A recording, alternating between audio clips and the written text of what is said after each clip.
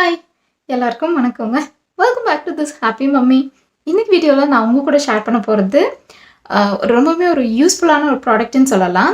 Cloth diapering பற்றி வந்துட்டு already videos போட்டிருக்கேன் அண்ட் நீங்கள் கேட்ட கொஸ்டின்ஸ்க்கெலாம் கமெண்ட்லேயே நான் ரிப்ளை பண்ணியிருக்கேன். இப்போது வந்துட்டு நிறைய பேத்துக்கு என்ன ஒரு டவுட் இருக்குது அப்படின்னா, கிளாத் டைப்பரில் வந்து இப்போ பாப்பா வந்து டர்ட்டி பண்ணிட்டான், பூ போயிட்டான் அப்படின்னா அதை வந்து நம்ம ரீயூஸ் பண்ண முடியுமா? அது அந்த அளவுக்கு வந்து அதுக்கப்புறமா நல்லா இருக்குமா யூஸ் பண்ணுறக்கு? அந்த மாதிரிலாம் நிறைய கொஸ்டின்ஸ் நீங்கள் கமெண்ட் பண்ணியிருக்கீங்க. இப்போ நான் வந்து அந்த விஷயத்துக்காக இப்போ வந்து குழந்தை பூ போன அந்த டர்ட்டி டைப்பர்ஸை நான் எப்படி க்ளீன் பண்ணுறேன், அதுக்காக நான் என்ன யூஸ் பண்ணுறேன், அதை உங்கள் கூடலாம் ஷேர் பண்ணலாம் அப்படின்னு நான் நினச்சிருக்கேன். அந்த வீடியோ தான் இதுங்க. ஸோ தட் அதை நீங்கள் பாருங்கள், உங்களுக்கு யூஸ்ஃபுல்லாக இருக்கும்னு நீங்கள் நினைக்கிறீங்க அப்படின்னா கண்டிப்பாக நீங்கள் அதை வந்து வாங்கலாம். அதை நம்ம எங்கே வாங்கலாம் அப்படிங்கிற அந்த டீட்டெயில்ஸ் அண்ட் அமேசான்லேயும் அது அவைலபிளாக இருக்குது. அதோட லிங்க்கும் நான் வந்துட்டு டிஸ்கிரிப்ஷன் பாக்ஸில் நான் கொடுக்குறேனுங்க, செக் பண்ணி பாருங்கள்.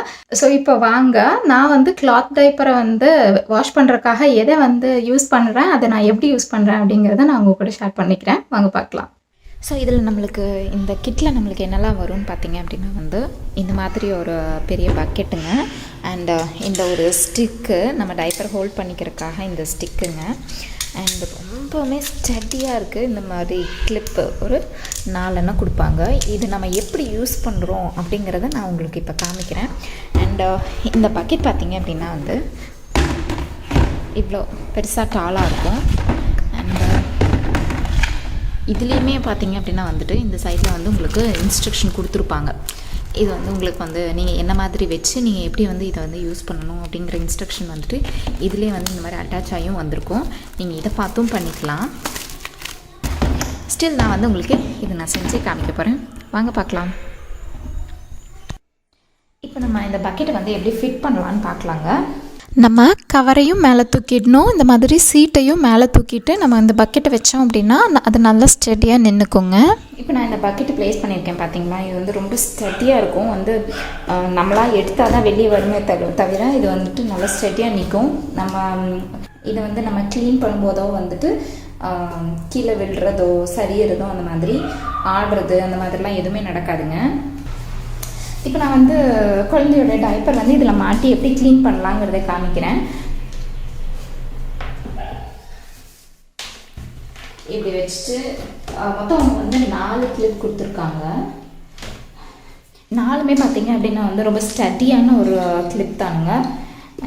இந்த மாதிரி நம்ம வந்து மாட்டிக்கலாம். ஆக்சுவலாக நான் வந்து பார்க்குறதுக்கு நல்லா இருக்காது அப்படிங்கிறதுனால குழந்தையோட டர்ட்டி டைப்பர் வந்து மாட்டலை, ஆல்ரெடி வாஷ் பண்ணினது தான் நான் மாட்டியிருக்கேன். ஸோ நீங்கள் வந்து டர்ட்டி டைப்பர் மாட்டும் போதும் இதே ப்ராசஸ் தானுங்க. இந்த மாதிரி கிளிப் பண்ணிவிட்டு நம்மளுடைய இதை எடுத்து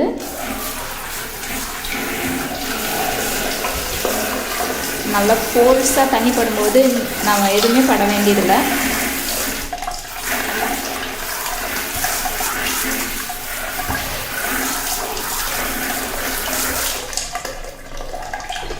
அண்ட் அவங்க வந்து இதோட ஒரு கிட் இந்த ஸ்டிக் கொடுத்துருந்தாங்க இல்லைங்களா, இதை வந்து இந்த மாதிரி எடுத்துட்டு இப்போ ஏதோ ஒரு இடத்துல வந்து அந்த டர்ட் வந்து சரியாக போகாமல் இருக்குது அப்படின்னா எடுத்து இந்த மாதிரி பக்கத்தில் வச்சு ப்ரெஷ் பண்ணுறீங்க.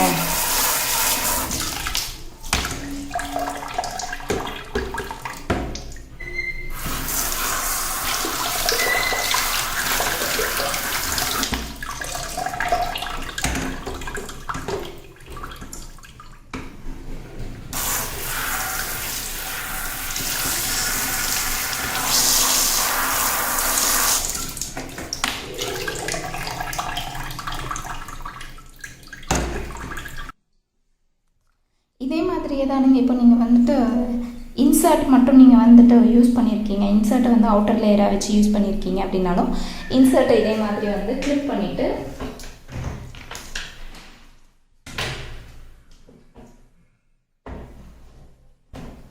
இன்சர்ட்டை வந்து கிளிப் பண்ணிவிட்டு நம்ம வந்து ஆல்ரெடி எப்படி ஸ்ப்ரே பண்ணமோ அதே மாதிரி வந்துட்டு நம்ம ஸ்ப்ரே பண்ணி இதை வந்து யூஸ் பண்ணிக்கலாம். ரொம்பவுமே வந்துட்டு ஈஸியாக இருக்கும் நம்மளுக்கு.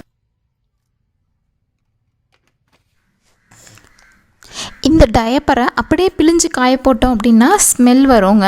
அதனால் மைல்டான டிட்டர்ஜெண்ட்டை இந்த தண்ணியில் போட்டு கலக்கிட்டு ஒரு 15 to 20 minutes வரைக்கும் நம்ம டயப்பர் அண்ட் இன்சர்ட் ரெண்டையுமே வந்துட்டு இதில் வந்து ஊற வச்சுட்டு அதுக்கப்புறமா பிழிஞ்சு காய போட்டோம் அப்படின்னா நிழலில் காய போட்டுருங்க. ஸோ அந்த மாதிரி காய போடும்போது நம்மளுக்கு டயப்பர் வந்துட்டு எப்பவும் போல் க்ளீனாக ஃப்ரெஷ்ஷாக கிடச்சிரும். இதுதான் நான் வந்து யூஸ் பண்ணிகிட்ருக்கிறது. நீங்களும் பாருங்கள், உங்களுக்கு பிடிச்சிருந்தது அப்படின்னா வாங்கி யூஸ் பண்ணுங்கள், ரொம்பவுமே நல்லாயிருக்கும். இந்த வீடியோ உங்கள் எல்லாத்துக்குமே யூஸ்ஃபுல்லாக இருக்கும்னு நினைக்கிறேன். நான் என்னுடைய அடுத்த வீடியோவில் பார்க்குறேன். தேங்க்யூ ஃபார் வாட்சிங்.